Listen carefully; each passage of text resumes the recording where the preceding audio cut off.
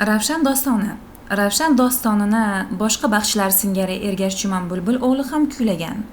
U dostonni otasidan o'rgangan. Ravshan dostonini folklorshunos olim Xodi Zarif 1928-yilda Ergash Juman Bulbul o'g'li og'zidan yozib olgan va 1941-yilda nashr ettirgan.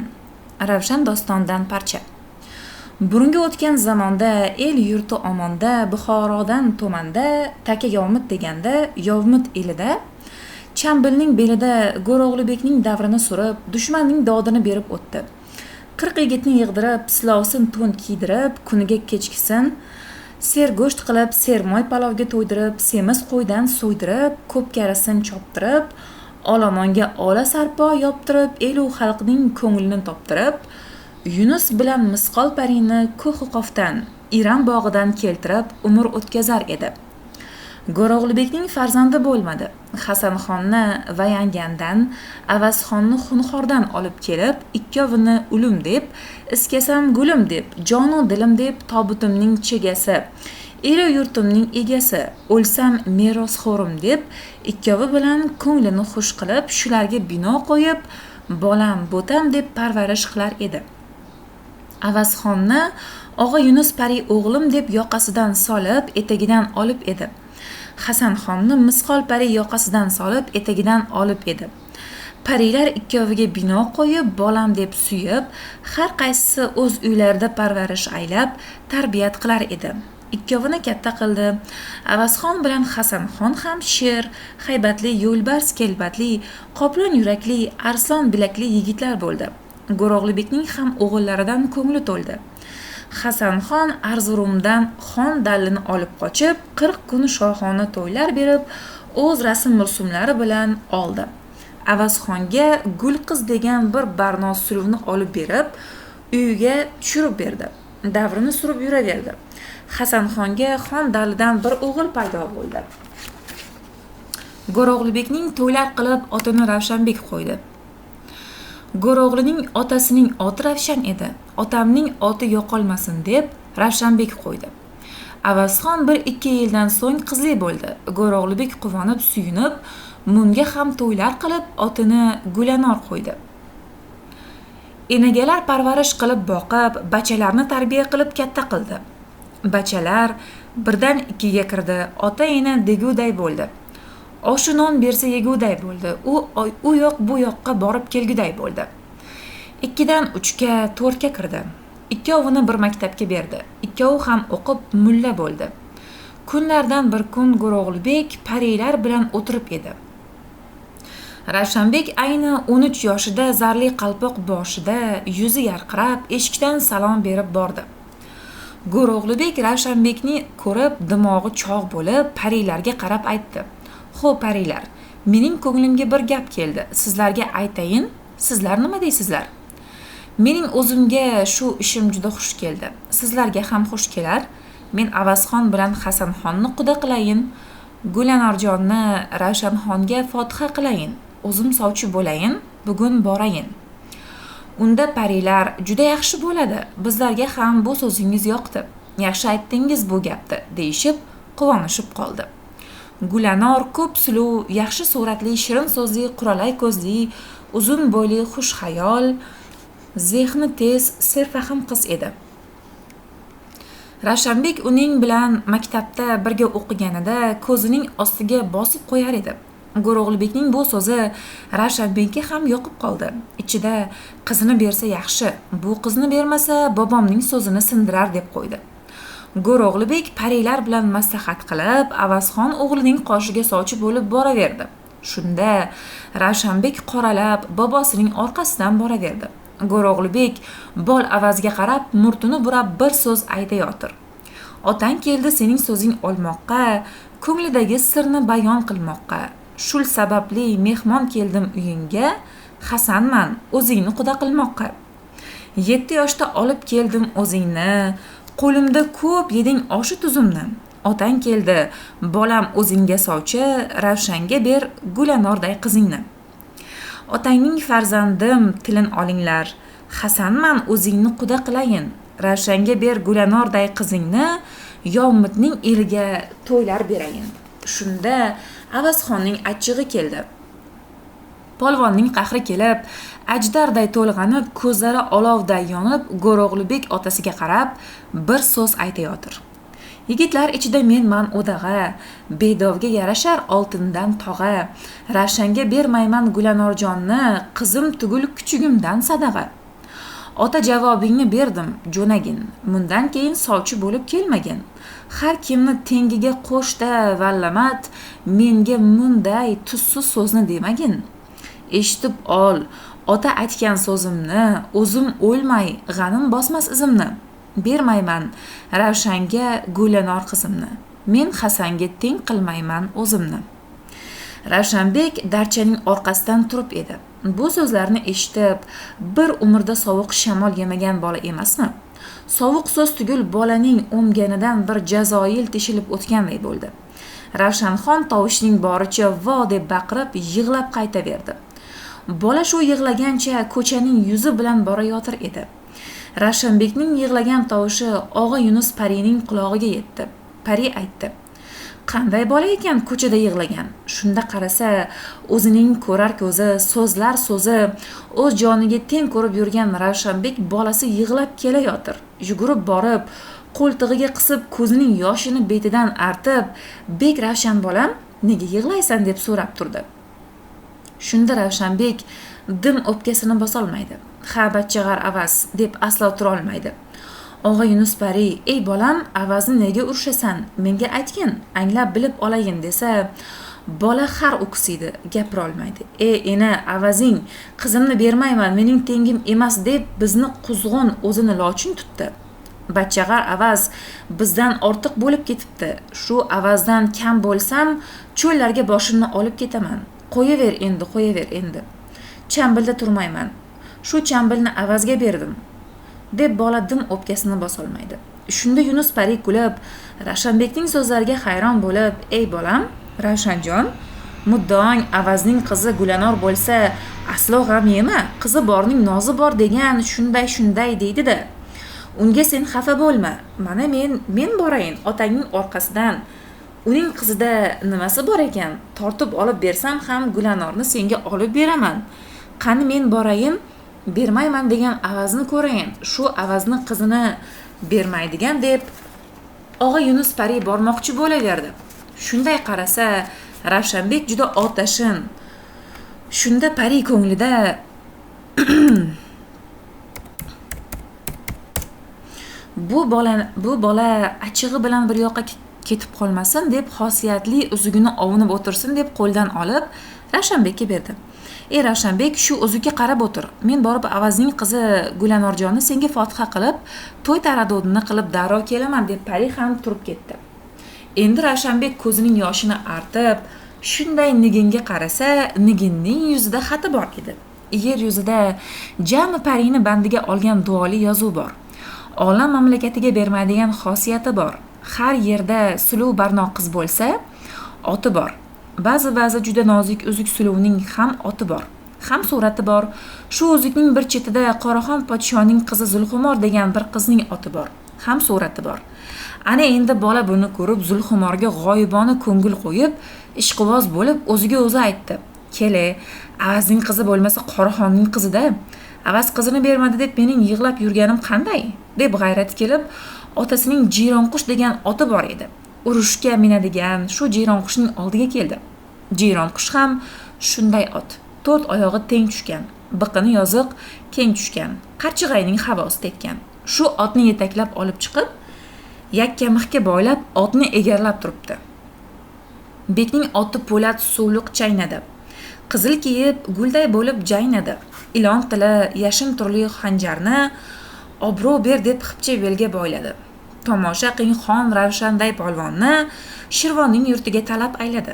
Tomosha qiling Chambilning shunqorini, mindi yigit Jironqushday otini.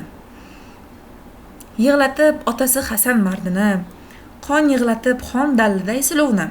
Ravshan izlar bo'ldi Shirvon yurtini.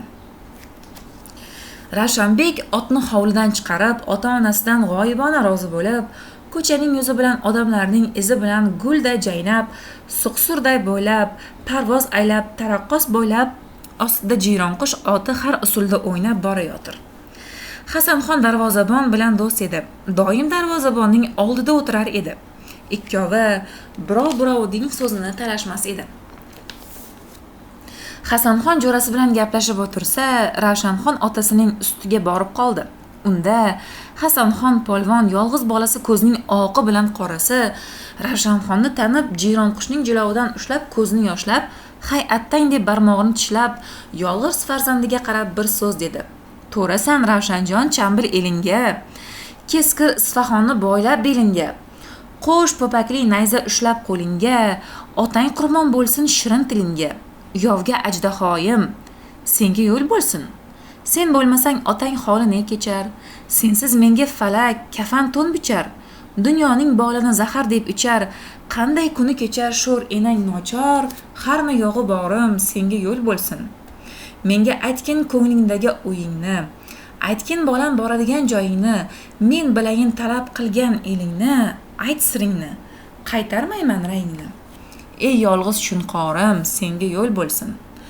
Ravshanxonni otasining savlati bosib, hayosi g'olib kelib, nima derini bilmay o'ylanib turib edi. Axiri bo'lmadi. Otasiga gapirmay o'tsa, u ham bo'lmaydi. Gapiray desa uyaladi. Ana endi Ravshan polvon otasining so'zlariga javob berib, ko'ngli buzilib, yurak bag'ri ezilib, ko'zining yoshi tizilib boshdan o'tgan sir sadosini otasiga aytib, o'zidan o'tganidan xabardor qilib bir so'z aytayotir. "Jonim ota, aytolmayman uyalib, bolang ketar endi boshini olib. Jon ota, alamim ko'pdir so'rmagin, bek Ravshan jo'nadi safarga tolib. Qal'adan qalampir yuklar qalachi, har xil isli bo'lar tog'ning og'ochi. Otajon, alamim ko'pdir so'rmagin, vallamat boribdi avazga sovchi. Qabul qilmay vallamatning so'zini, nomard avaz bermas bo'pti qizini. O'tib ketdi avazxonning so'zlari, bizni quzg'un lochin qipti o'zini. Maydon jiyronimni yelmasam, dushman bo'lsa bo'lak qilmasam, avazning qizidan yaxshini olmasam, jonim otam, chambil belda turmasman. Chambil deydi, unib o'sgan elingni, javob ber otajon, ko'tar qo'lingni. Talab qildim Shirvon elga otajon, javob bersang, bermasang ham ketaman. Javob ber otajon, yorga boraman, yor deyman-ku nomus orga boraman. Ota, sendan oq fotiha tilayman, Shirvon elda Zulxumorga boraman."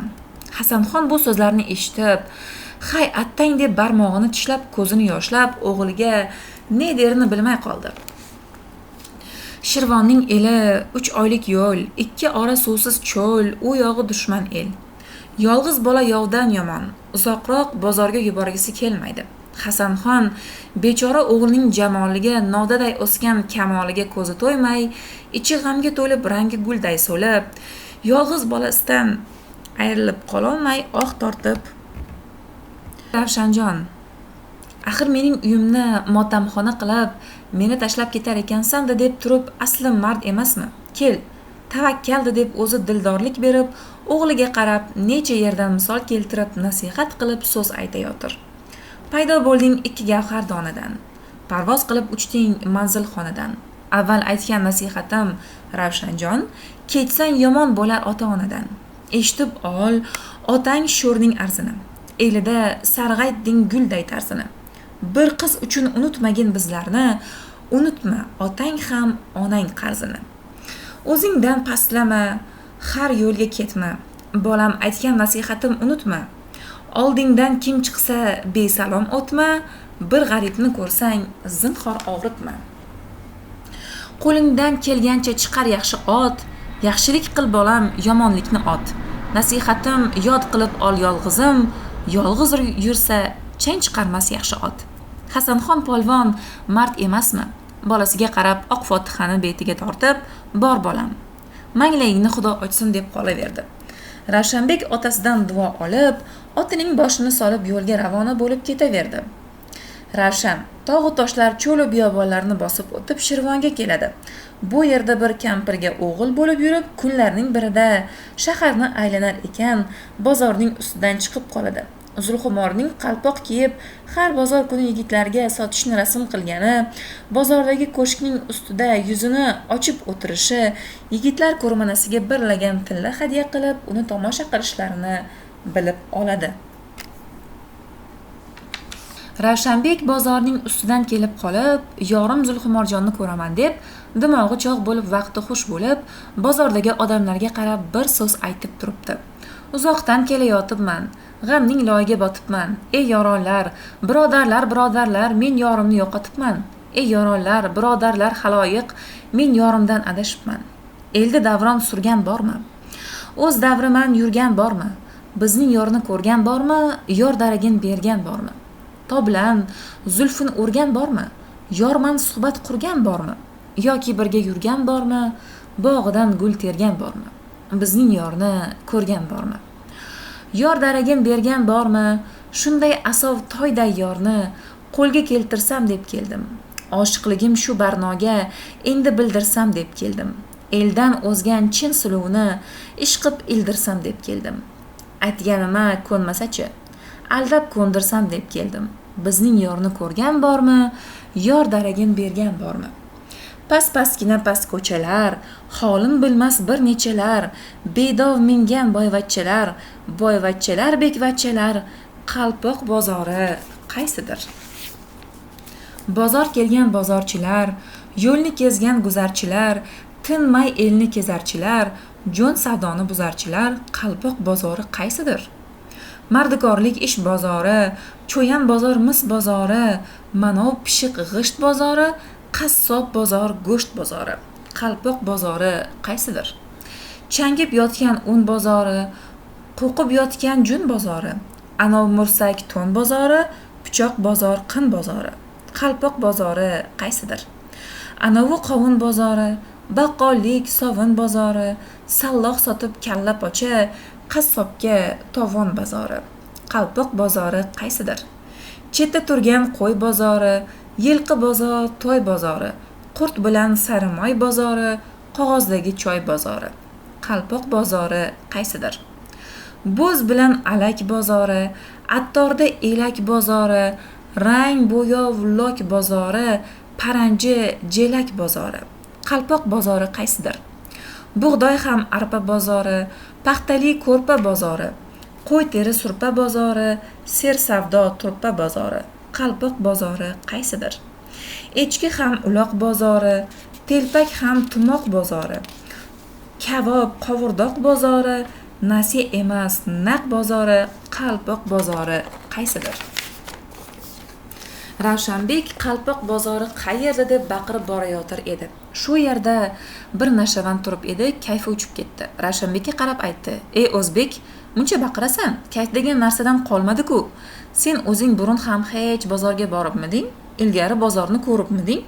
Anov changib yotgan un bozori, narigi qoqib yotgan jun bozori, anov katta do'kon to'n bozori, narigi turgan pichoq bozori bilan qin bozori. Undan o'tding qalpoq bozorida, yurtni buzding-ku deyotir." Ravshanxon bozorni oralab o'tdi. Qalpoq bozoriga yetdi. Qarasa, qirq zinali ko'shkning ustida Zulxumoroyim kanizlari bilan qalpoq sotib turibdi. Zulxumor betidan niqobini olib, ko'p kanizlar ortiga olib turibdi. Ravshanbek Zulxumorning jamolini, navdaraxt kamolini ko'rib tomosha qildi. Ravshanbek qarasa, Zulxumorning kamoli, oyday jamoli, oq yuzida holi, yangi oyday ikki qoshi hiloli. Ravshanbek zehnini qo'yib qarasa, yasangan xurday, tishlari durday, ko'zlari yulduzday, qoshlari qunduzday, lablari qirmizday, og'izlari o'ymoqday, lablari qaymoqday, ikki yuzi oyday, tarlon qarchig'ay uchadigan qushday muhrlangan qog'ozday yalt-yult etib o'tiribdi. Zulxumoroyning bu yog'ida 95, bu yog'ida 95, 10 kam 200 kokili bor. Bir yog'ini tilla suvga botirgan, bir yog'ini kumush suvga botirgan. Tong shamolida qotirgan. Jamoli chillaning shu'lasi qoriday tinjirab yaltirab o'tirgan.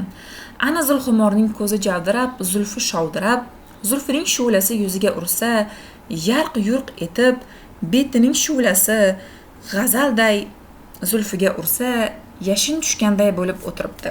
Ravshanbek qarasa, Musicha so'pi to'rg'ay g'azalay simcha qushlar Zulxumorning jamoli jilvasiga chidamay baland quyilib kelib egniga kiptiga tegib uchib borayotibdi. Ravshanbek Zulxumorni bu sha'nu shavkatda ko'rib, yuz jonu dil bilan ishqiboz bo'lib, yuz jonu dil bilan xaridor bo'lib qarab qoldi. Ravshanbek masti beixtiyor bo'lib ikki qo'lini ko'tarib, bulg'ab oyoqni uzangiga tirab, balandga qarab baqirib, qizlarni chaqirib bir so'z aytdi. Kuygan alvon so'zlar, ayrilgan bir-birini izlar. Ko'shkida o'tirgan qizlar baring birday botamizlar. Turinglar, chambil ketamiz, juringlar chambil ketamiz. Shirvon elning barnolari, suluvlarning podsholari, yigitlarning dilxolari, yuzlari mehrimoqlari. Juringlar chambil ketamiz, turinglar chambil ketamiz. Zulfun toblab o'rgan qizlar, elda davron surgan qizlar, kattarday bo'lib yurgan qizlar, qalpoq sotib turgan qizlar. Juringlar chambil ketamiz, turinglar chambil ketamiz. Unda hamma qizlar hayron qolib kulayotir. Hu deyishib qarayotir. Nega unday qilayotir deb bir-biridan so'rayotir. Ravshanbek shu yerda qip-qizil tentakka chiqib qoldi. Bir pilla Ravshanbek hushiga kelib qarasa, qorong'i bo'lib qolibdi. Bozor tarqab ketibdi. Qizlar tushib ketibdi. Ravshanbekning o'zi qolibdi. Hech kim yo'q. U yoq bu yoqqa qarab, qizlarning qayoqqa ketganini bilmay, bir dardim ming bo'lib, ichi g'amga to'lib, ne palalarda uyga keldi. Enasi Ravshanbekning joyini solib berib, uxlagani joyiga o'tib yotdi. Bolaning uyqusi qayoqdan kelsin? Ilon chayon chaqqanday Zulxumorning ishqi kuydirib borayotibdi. Deydi bo'lmaydi, uyqu kelmaydi. Bolaning ko'ziga dalaning shu'lasi baland ko'rindi. Tomga chiqib qarasa, katta yo'l bilan boyagi ko'shkda ko'ringan qizlar, qancha kanizlar ketayotir. Bularning orqasida boyagi ko'shkda ko'ringan xosaki kanizlar bilan Zulxumoroyim o'tib borayotibdi. Ravshanbek tomdan o'zini tashlab ketdi. Kampir ha bolasi tushmagur, qayt deb qichqira qoldi. Ravshanbek piyoda yo'rtib ko'chaning yuzi bilan qizlarning izi bilan yugurib qizlarni izlab ketaverdi. Bir qancha yo'l yurib edi. Oldidan chiqdi katta bir bog', bir yog'i chorbog'. Juda katta kalandimoq ko'rganlar faroh. Shunday joyga borib qoldi.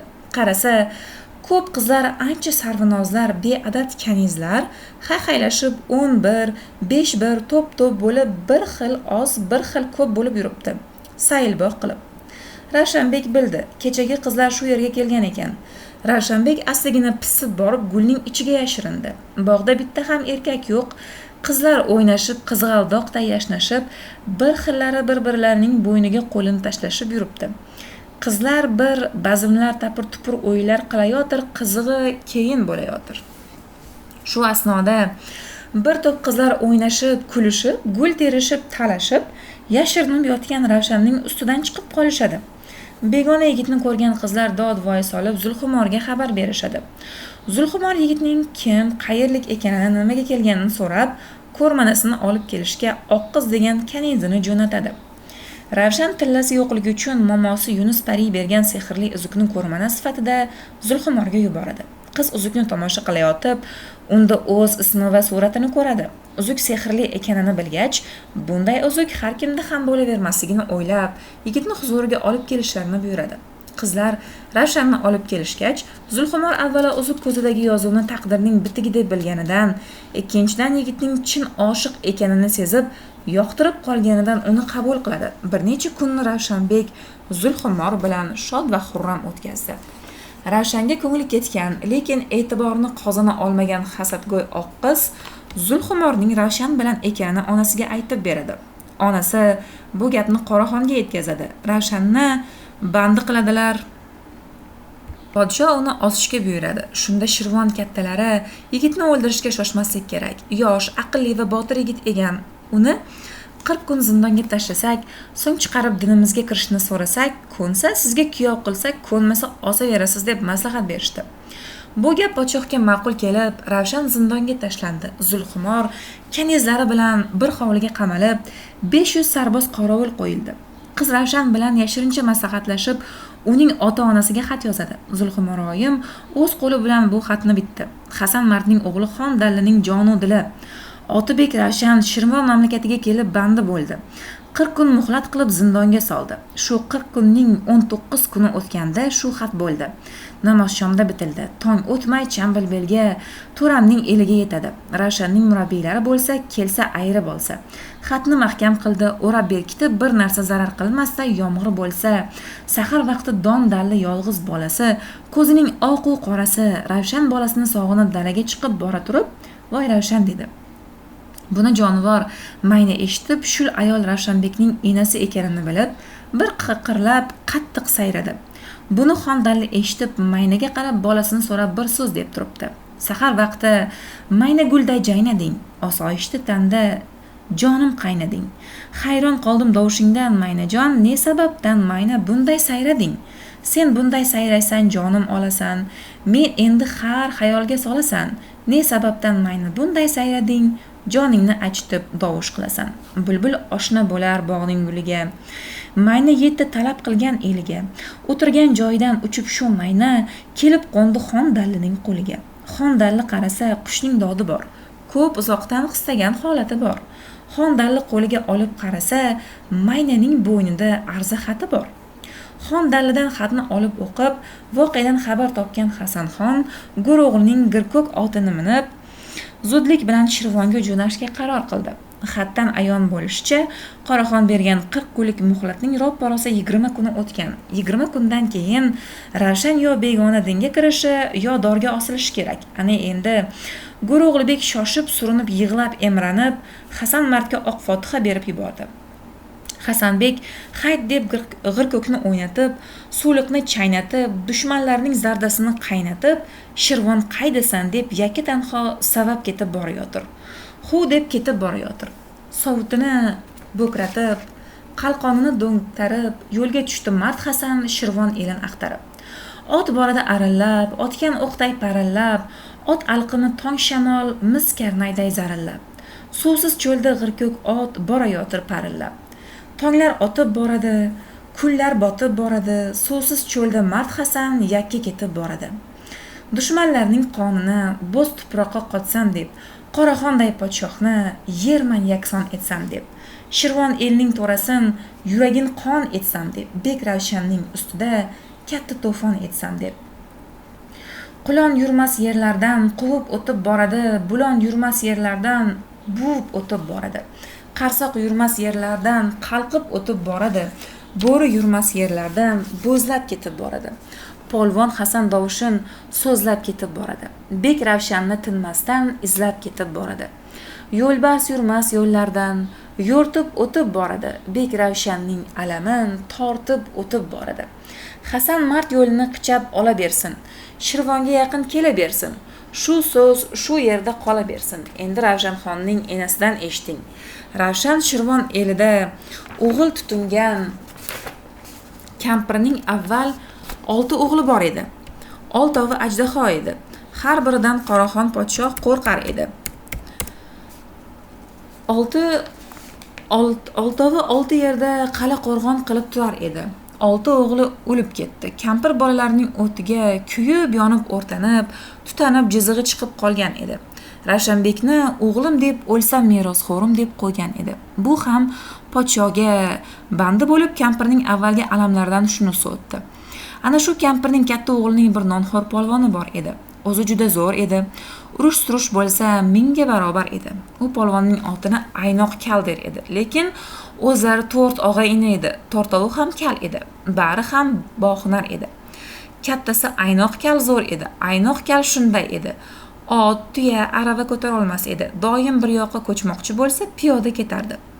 Ukalarining otlarini Jaynoq kal, Ersak kal, Tersak kal deb yuritishar edi. Jaynoq juda masxaraboz edi. Har tusli bo'la olar edi. Agar birovni aldamoqchi bo'lsa, har tusli bo'lganda o'zining jo'ralari ham tanimas edi. Ersak kal shunday edi. Oqshomlari qo'liga kamonni olsa, qushni ko'zidan urar edi. Juda mergan edi. Tersak kal sinchi edi. Yilqining tulporni suyagidan tanir edi. Qilchining o'tkirini qinidan bilar edi. Kampir yig'lab emranib Aynoq kalga bordi, aytdi: "Aynoqjon, qarigan vaqtimda Xudo menga tag'i bir g'amni soldi. U bolalarimning g'amidan ziyodaroq bo'ldi. Sen ilgari o'g'limning borida Davlatimning ko'pida mening osh nonimni ko'p yeding. Endi mening ishim senga tushib qoldi. Shu Ravshanbek bolamni ayirib olaman desang sening qo'lingdan keladi. Aynoq aytdi. Xo'yini, aslo g'am yema, shu o'g'illaringning menda haqqi ko'p. Sening tuzingni men ko'p yeganman. Katta o'g'ling meni ko'p parvarish qilardi. Endi shuning arvohi uchun ertadan maydonga kiraman. Ravshanni ayirib olaman. Shunday qilib, kallar maslahatni bitirib, shahardan olib keladi. Shahardan xabardor bo'lib borib kelib yuraverdi. Erta muhlat tamom bo'ladi, bek Ravshanni shu yerga olib keladi. Kallar to'rtov barvaqt borib gashtagini qilib, palovini yeb, choyini ichib, bahuzur dimog'ini chog'lab, ertaga qudag'ay kimga qo'y so'yadi deb to'rtovi o'tirib edi. Shu kuni buyuriga qapishib, qorniga yopishib, ter bilan qotgan changlar yong'oqday dumaloq bo'lib Shirvonga borib kirib bordi. Shaharning o'rtasida bozorjoy, do'konlarni shipirib sidirgan, bozorjoyning o'rtasida bir yangi dor qurilgan. Hasan ko'nglida shu dor bek Ravshanga deb qurilgan chiqar bo'lmasa, erta shu yerga keladigan bo'lsam, kel. Shu bugun shu yerda turib damimni olayin deb tushib bir do'konga otini tortib o'tiraverdi. Endi gapni kallardan eshiting. To'rtovi o'tirib edi. Hasan mard ham shularning qavatiga tomon borib qo'ndi. U ham o'tiraverdi. Shunda masxaraboz kal aytdi. Aynoq, ishimiz yaxshi bo'ldi, o'ng keldi. Ravshanni endi ayirib oladigan bo'ldik. Balki ayirib oldik. Ana qara. Hasan mard ham keldi. Shu o'tirgan yigit Chambilning belidan, Yomitning eldan kelgan Hasan mardning o'zi. Shunda Aynoq aytdi. Uchchangdan urgur, har kimni ham odam deb berasanmi? Xudo urgani yo'q. Hasan mard shunday bo'lsa, g'irko'k ot ovozasi olamni tutib yurgan ot. Bu ot Ishrab devonaning otidan ham yomon. O'libdimi shunday bo'lsa? Men ertaga urush bo'lsa, boyadan beri shuni chog'lab, ko'zlab o'tiribman. Anov tolni manov qayrag'ochni sug'urib olib, ertaga to'dada qadama og'och qilaman deb o'ylab o'tiribman. Agar ertaga badanim qizisa, shu devona otini qo'ynimga solib, kun bilan yugurib yursam ham bir noncha salmog'i bo'lmas.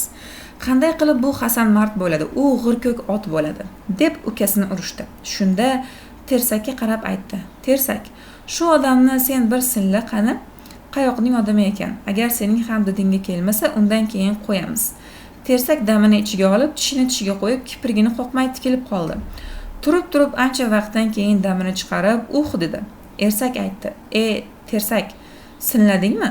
Qayerning odami ekan? Shu ot qayerning oti ekan? Shunda Tersak og'a inilarga qarab, Hasan marddan xabar berib bir so'z deb turibdi. Keskir Isfahonni olib dastiga, qarab bo'lmas chin Botirning bastiga. Yo bu dema shu ot tulpor ekandi, shu o'tirgan Hasan shunxor ekandi. Ana endi 4 mard Hasanxon polvonning oldiga keldi. Salom berib ko'rishib o'tirdi. Aynoq qarasa, bir devona o'tiribdi deb sifat. Bir ajdahoday, hech narsani ko'ziga iladigan emas. Balki nazariga keltirmay pisand qiladigan ham emas. Shunday haybatli, siyosatli joydan irg'ib turdi.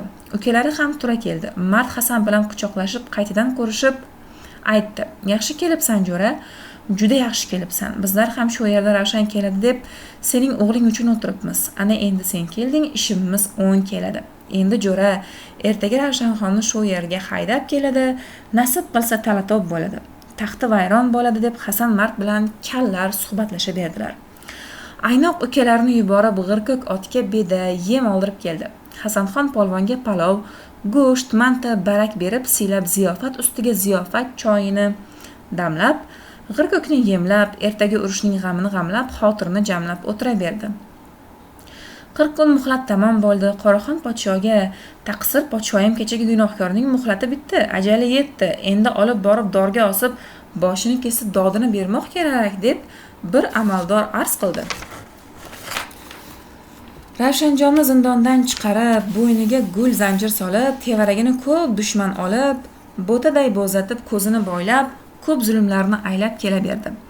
Ravshan chiqqan kuni Zulhimoroyim qancha kanizlari bilan dod deb yig'lab, Ravshanning o'ng tarafidan kelib, to'rasining dog'ida kuyib, betini yulib, dovushining boricha chirqirab yig'lab kelayotibdi. Bir tarafda kampir esa dod deb bolasining dog'iga kuyib, voy bolam deb Ravshanning bo'yniga osilib kelayotibdi. Zolimlar dorning ostiga yaqinlashib qoldi. Hasanxon g'irko'kning ustiga minib, yov yarog'ini choq qilib, ustiga eski to'n kiyib bir devona bo'lib turardi. Dasta baland pastda odam bosib kelaverdi asta maydon sipohiga to'lib ketdi. Qoraxon podsho saltanati bilan bir amaldor umarolari bilan kelib bir yaxshi joyni olib tushib o'tiraverdi. Baland ham odam, past ham odam. Shunda jallod mirg'azablar Ravshanni haydab kelaverdi. Hasan Mart buni ko'rib, ko'zlari yoshga to'lib, jazavalari qo'zg'alib, polvonlik tomirlari uyg'onib, o'zini tuzab tezlanaverdi. Ravshanxonni jallodlarga haydatib dorining ostiga olib keldi. Shunda Qoraxon podshohning amri bilan ikki xudaychi salom og'asi kelib Ravshanbekni dorining ostida to'xtatib, Qoraxon podshohning tili bo'lib Ravshanxonga qarab bir so'z aytdi. Bo'ysunsang Shirvon elning xoniga, ko'nsang agar vazirlar deganiga, seni dordan ayirib olib ketaylik, agar kirsang Qoraxonning diniga. Eshitib ol, vazirlarning so'zini, Shirvon elda podsho deydi o'zini. Agar kirsang Qoraxonning diniga, olib beray suluv xumor qizini.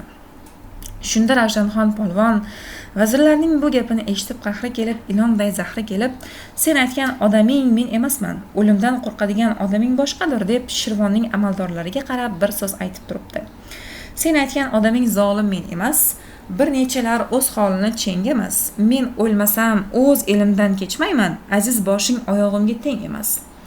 Ravshanbek aytdi, sizlar mening ko'zimni boylab haydab keldinglar. Endi mening ko'zimni ochsanglar, men ham yorug' dunyoni bir ko'rsam. Sizlardan mening tilagim shu. Boshqa so'zni demayman. Ravshanbek ko'zini ochib qarasa, bir yog'ida Zulxumor yog'ri qancha kanizlar dod deb turibdi. Bir yog'ida enasi kampir voy bolam deb o'zini urayotir. Shirvon eli katta kichik, yaxshi yomon, yuguruk chaqqon, qizu juvon odamning bari tomoshaga yig'ilgan. Ravshanbekka qarashib turibdi. Ravshanbek o'ng tarafiga qarasa, otasi Hasan Mart polvon yo'lbarsday kelib turibdi. Ostida g'irko'k oti, sherday haybati qaynab, g'ayrati ko'zi yoshga to'lib, o't qo'yayin deb turibdi. Otasini ko'rib aslo dalaga chiqmagan bola emasmi yig'lab yubordi. So'ng hol ahvolini bayon qilib, otasiga bir necha so'z aytdi. Uyquda bo'yladi nozik qo'limni, sog'indim otajon chambil elimni, tor zindonda vo ota deb yig'ladim. Ko'rdingmi otajon meni holimni? Yo'lingga intizor bo'ldim otajon, sensiz ota nochor bo'ldim otajon, baloga giriftor bo'ldim otajon, dushmanga xoruzor bo'ldim otajon. Bir ko'rmoqqa xumor bo'ldim otajon, Shirvonda juda xor bo'ldim otajon. Mehribonim kelgan ekan ming shukr, mendan xabar olgan ekan ming shukr. Tulporini yelgan ekan ming shukr, meni o'ldirmoqqa kelgan Qoraxon endi zolim o'lgan ekan ming shukr. Hasan polvon o'zi olovday yonib, dudday tutanib turgan edi. Endi Martning g'ayrati kelib, jazavasi qo'zg'alib, o'g'lining bu so'zlarini eshitib bir nara tortib yubordi. Shu yerda turganlarning ko'pi etib-etidan tushib, aqli shoshib esdan adashib, ne botirman deganlari turolmay emaklashib bir-birday cho'lashib qoldi. Shunda Hasanxon g'irko'kka qamchi berib, qilichini g'ilofdan sug'urib, ot qo'yib turibdi. Bir yoqda kallar ham choq turibdi. Hasanxon polvon kal jo'ralariga qarab, otini maydonga haydab bir so'z deb turibdi. Keling kallar, keching jondan. Umiding bo'lsa maydondan, siz bir yondan, men bir yondan, ot qo'y g'animning ustiga. Oq qora bosh, yashil tug'lar tikildi maydon ichinda, umirovli ne polvonlar yiqildi maydon ichida. Bo'z tuproqqa qirmizi qon sepildi maydon ichinda, ne go'zallar qaddi yoyday bukildi maydon ichida. Oq badandan qizil qonlar to'kildi maydon ichinda, nayza tekib kirovkalar so'tildi maydon ichida. Qilichkelar yalab-yalab, g'arib ko'ngil istar talab, ajalining kafan to'ni bichildi maydon ichinda. Qirg'iy yurar qiyada, lochin yotar uyada, to'rt kal ham qiladi Hasanxondan ziyoda. Endi ko'ring aynoqni, masxaraboz jaynoqni. Qo'shinning oldin oladi, yetganini soladi. Kimga yetsa shu kallar, yetganda ikki bo'ladi. Hasan ishin ishladi, pastki labini tishladi, yig'ilib kelgan qo'shinning ko'pini qirib tashladi. Ozi qoldi ko'prog'i, qirqib qocha boshladi. Daladagi zo'r kallar turavor deb ushladi.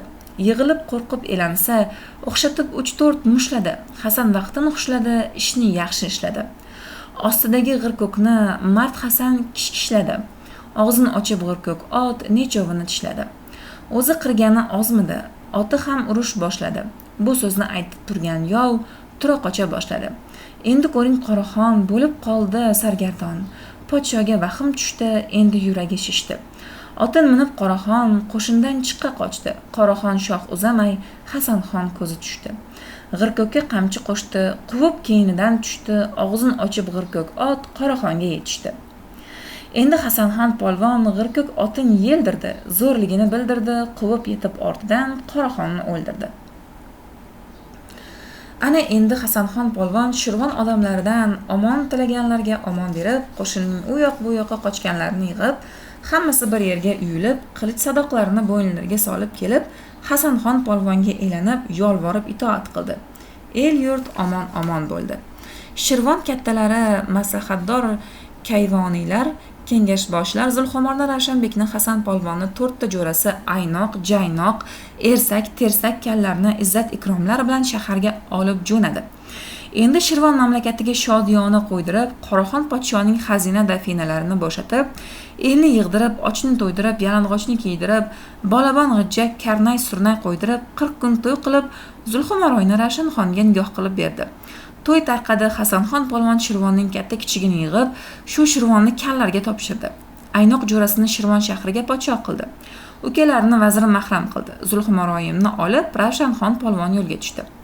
Hasanxon boshliq necha kun yo'l yurib, qancha suvsiz cho'l yurib, ozgina emas mo'l yurib, axiri Chambilga yetdilar. Otasi Go'ro'g'ilbek, enasi Yunus misqol parilar, yori Xondalli, 42 jo'rasi bari oldiga chiqib, Hasanxon bilan Ravshanbek bilan ko'rishib, hol ahvol so'rashib, Zulxumaroyim bilan necha kaniz qizlari bilan tanishib, izzat ikromlar bilan ahvol so'rashib, Zulxumaroyim bilan bir necha kaniz qizlar tanishib, izzat ikrom bilan Chambilga olib bordilar. Go'ro'g'ilbek elga odam qo'yib, Zulxumaroyimga to'y boshlab, 40 kun to'y qilib, qancha o'yin-to'yin tarqatdi, ko'p ehson bilan to'yni tamom qilib, murod maqsadiga yetdi.